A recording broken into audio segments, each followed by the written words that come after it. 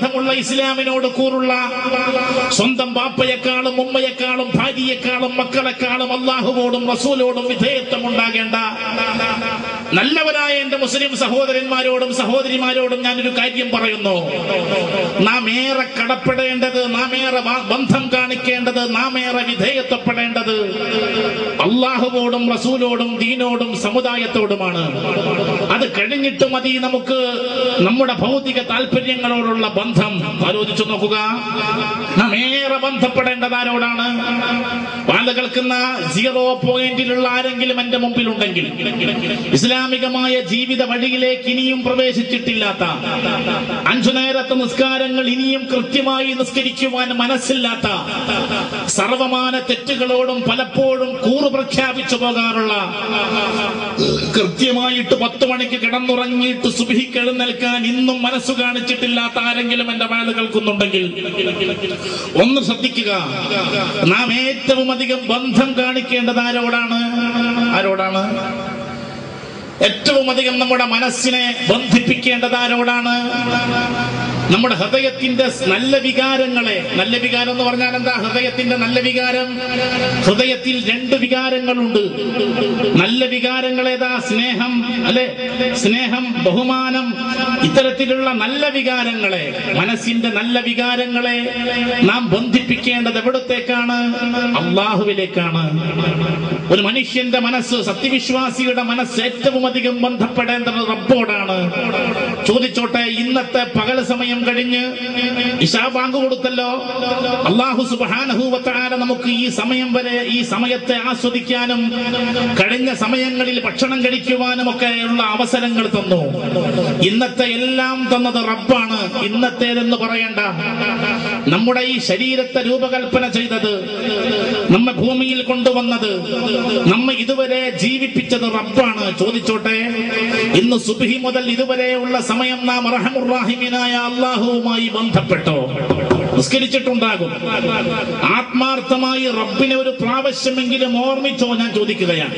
നമ്മുടെ ഉമ്മയെ, നമ്മിൽ നിന്നും വിട പറഞ്ഞ ആരുടെ മണ്ണിനുള്ളിലുള്ള ഉമ്മയെ ഒരു പക്ഷേ ഇന്ന് ഓർമ്മിച്ചിട്ടുണ്ടാകും. എന്റെ പ്രിയപ്പെട്ട ഉമ്മ, പ്രിയപ്പെട്ട ബാപ്പയെ ഒരു പക്ഷേ ഇന്ന് ഓർമ്മിച്ചിട്ടുണ്ടാകുന്ന, നമ്മുടെ പ്രിയപ്പെട്ട ഭാര്യയുമായി ഏറെ സ്നേഹം അസൃണമായ രീതിയിൽ സംസാരിച്ചിട്ടുണ്ടാകുന്ന നമ്മുടെ മക്കളെ ഓർമ്മിച്ചിട്ടുണ്ടാകും. വിദേശത്തുള്ള സഹോദരന്മാരെ, സുഹൃത്തുക്കളെ ഓർമ്മിച്ചിട്ടുണ്ടാകും. ചോദിക്കട്ടെ, ഈ കഴിഞ്ഞ പകലിലും ഈ രാത്രിയിലുമായി അർഹമുർ റഹീമായ അല്ലാഹുവേ, നമ്മുടെ ഉമ്മയെ ഓർമ്മിച്ച പോലെ, ഭാര്യയെ ഓർമ്മിച്ച പോലെ, പിതാവിനെ ഓർമ്മിച്ച പോലെ, കുടുംബത്തെ ഓർമ്മിച്ച പോലെ നാം ഓർമ്മിച്ചോ? ഓർമ്മിച്ചില്ലെങ്കിൽ നാം മനുഷ്യനാണോ?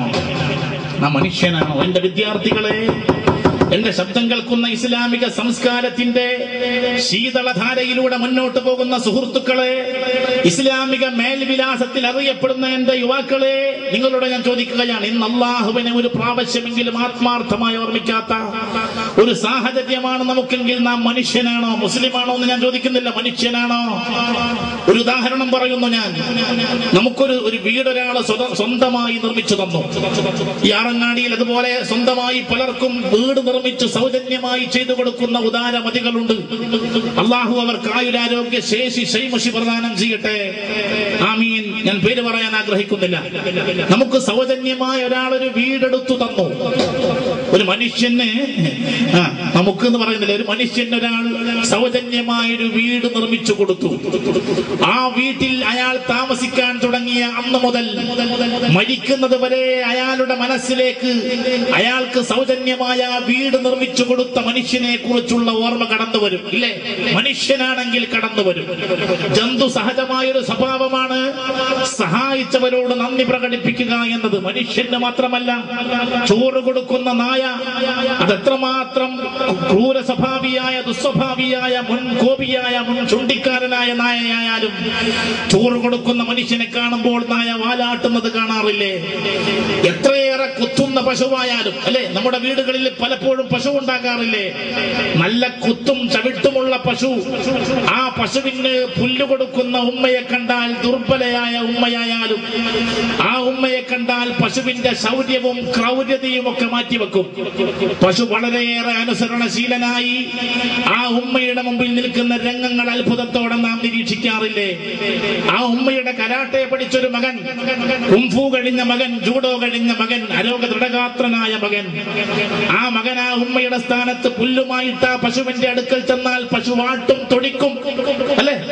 ഉമ്മ കടന്നു പോയാലോ ആ ഉമ്മയുടെ മുന്നിൽ അനുസരണശീലനായിട്ട് ആ പശു നിൽക്കും. മനുഷ്യന്റെ ജന്തു സഹജമായ സ്വഭാവമാണ് ബന്ധം കാണിക്കുക, വിധേയത്വം പ്രകടിപ്പിക്കുക, നന്ദി പ്രകടിപ്പിക്കുക എന്നത്. ആലോചിച്ചു നോക്കുക, ഈ ശരീരം ആര് തന്നതാണ്? അലം നജ്അൽ ലഹു ഐനൈൻ. വിശുദ്ധ ഖുർആൻ അലം നജ്അൽ ലഹു ഐനൈൻ വലിസാനം വശഫതൈൻ. മനുഷ്യന് ഞാൻ നല്ല രണ്ട് കണ്ണ് നൽകിയില്ലേ, വലിസാനൻ നാവ് നൽകിയില്ലേ, വശഫതൈൻ ചുണ്ടു നൽകിയില്ലേ. ഇത് മാത്രമല്ല, മനുഷ്യാവയവങ്ങളിലേറെ മുഖ്യമായ കണ്ണ് അല്ലാഹു തആല പ്രത്യേകമായി എടുത്തു പറയുന്നു. കണ്ണ് നൽകിയത് അല്ലാഹുവാണ്, നാവ് നൽകിയത് അല്ലാഹുവാണ്, ചുണ്ടു നൽകിയത് അല്ലാഹുവാണ്. ഈ ശരീരത്തെ രൂപപ്പെടുത്തിയത് മുഴുവനും അല്ലാഹുവാണ്. ആ റഹ്മുർ റഹീമീനായ അല്ലാഹുവുമായി വർത്തമാനകാലത്തെ മനുഷ്യ സമൂഹത്തിന് ബന്ധമില്ല. എന്നിട്ടല്ലേ ആ ബന്ധം, റബ്ബുമായുള്ള ബന്ധം രൂഢമൂലമായാൽ ഇസ്ലാമുമായി ബന്ധമുണ്ടാകും. ഉറപ്പാണ്. അള്ളാഹുവിന്റെ ദീനുമായി അല്ലെ, ഇന്നദ്ദീന ഇൻദല്ലാഹിൽ ഇസ്ലാം. അള്ളാഹുവിന്റെ അടുക്കൽ സ്വീകാര്യോഗ്യമായ മതം ഇസ്ലാമാണ്. റബ്ബ് കബൂൽ ചെയ്ത മതം ഇസ്ലാമാണ്. റബ്ബുമായി ആത്മബന്ധമുണ്ടോ അവൻ ഇസ്ലാമുമായി ബന്ധമുണ്ടാകും. ഒരു മുസ്ലിം നിസ്കരിക്കാതെ നടന്നു പോകുന്ന രംഗം കാണുമ്പോ മുസ്ലിമായ ഒരു മനുഷ്യന്റെ ഹൃദയാന്തരാളം പിടക്കും. അവൻ മുസ്ലിമല്ലേ, അവൻ നിസ്കരിക്കുന്നില്ലല്ലോ, പറ്റില്ല, അവന്റെ അടുക്കൽ പോകാം, ഒന്ന് ഉപദേശിക്കാം, അവനോട് നിസ്കരിക്കാൻ പറയാം. വൽതകും മിൻകും ഉമ്മത്തുൻ യദ്ഊന ഇലൽ ഖൈരി വയഅ്മുറൂന ബിൽ മഅറൂഫി വയൻഹൗന അനിൽ മുൻകർ. അല്ലാഹു തന്നെ പറഞ്ഞില്ലേ, വൽതകും മിൻകും ഉമ്മത്തുൻ, നിങ്ങളിൽ ഒരു സമൂഹം ഉണ്ടാകണം, യദ്ഊന ഇലൽ ഖൈരി, ഖൈറിലേക്ക് ക്ഷണിക്കുന്ന. നമ്മൾ ഖൈറ് പ്രവർത്തിച്ചാൽ പോരാ, ഓരോരുത്തരോടും ഞാൻ പറയുന്നു, ഖൈറിലേക്ക് ക്ഷണിക്കണം. വയഅ്മുറൂന ബിൽ മഅറൂഫി, നന്മ കൊണ്ട് കൽപ്പിക്കുന്ന. നിസ്കരിക്കാത്തൊരു മനുഷ്യനെ കാണുമ്പോ പറയണം നിസ്കരിക്കണം, നിസ്കരിക്കണം. വളരെ മെല്ലെ അവനെ ഉപദേശിക്കണം, ശാസ്ത്രീയമായ അവനോട് പറയണം, വളരെ വിനയപൂർവം അവനെ തന്റെ പരിധിയിൽ കൊണ്ടുവരണം, അവനെ പള്ളിയിൽ കയറ്റണം, അവനെ കൊണ്ട് നിസ്കരിപ്പിക്കണം. അവൻ നിസ്കരിക്കുന്ന രംഗം കണ്ടാൽ നിനക്ക് രഹസ്യമായി ആത്മനിർവൃതി കൊള്ളാലോ, ഞാനാണ് അവനെ നിസ്കരിപ്പിച്ചതല്ല, അതിനെനിക്ക് കൂലി തരണേ തമ്പുരാനെ പറയാലോ. നമ്മൾ ആരും അത് ചെയ്യാറില്ല. സ്വന്തം കാര്യം മാത്രം, സ്വാർത്ഥത മാത്രം. വർത്തമാന അന്ത്യനാൾ വെളിപ്പാടകലെ എന്ന ഈ ഹെഡിങ്ങിൽ നിന്ന് വളരെയേറെ ഗൗരവപൂർവം ഞാൻ എന്റെ ശബ്ദം കേൾക്കുന്ന സഹോദരന്മാരോട് പറയുന്നു, ഈ അന്ത്യനാളിനടുത്തു നിൽക്കുന്ന ഈ ആസുരമായ അഭിശപ്തമായ വർത്തമാനകാലത്തെ ഏറ്റവും വലിയ പ്രശ്നത സ്വാർത്ഥത മാത്രം, സ്വന്തം താല്പര്യം മാത്രം, ഞാനായി, എന്റെ പൊരയായി, എന്റെ ജോലിയായി. ഇതാ ഈ കാലത്തെ മനുഷ്യന്റെ മുദ്രാവാക്യം. ഞാനായി, എന്റെ പൊരയായി, എന്റെ ജോലിയായി, ഓന്റെ കബറായി. എന്നോട് അങ്ങനെ പറയാൻ നല്ല വാക്ക്.